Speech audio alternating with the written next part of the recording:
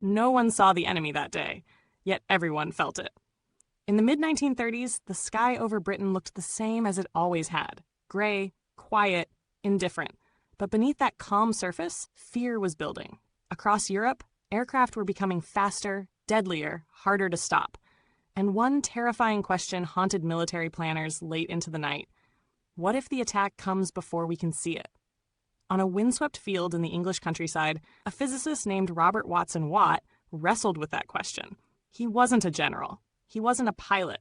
He was a man who listened to invisible things: radio waves, static, whispers in the air, and he believed the sky itself could be made to speak. The idea sounded almost absurd. Instead of relying on eyes or ears, what if you could feel an airplane before it arrived? What if you could send energy into the sky and wait for it to come back?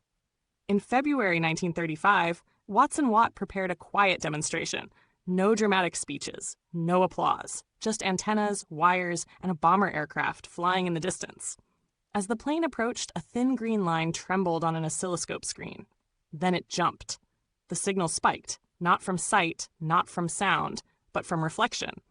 Radio waves had struck the aircraft and bounced back. The machine had announced itself without knowing it. For a moment, the room fell silent.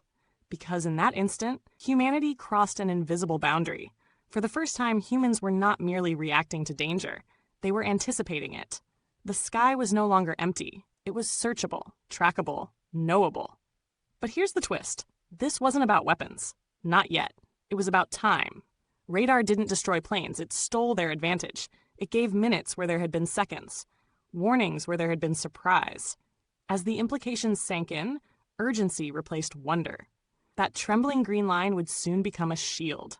A hidden network watching the skies, quietly, constantly. When war finally came, radar would help decide who lived, who fell, and which cities still stood by morning. Yet on that first day, none of that was certain. All that existed was a signal returning from the void, proof that the unseen could be measured.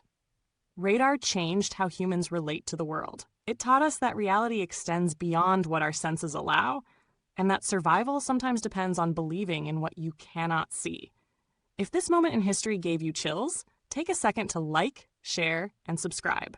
And tell us in the comments, which invisible technology do you think changed humanity the most?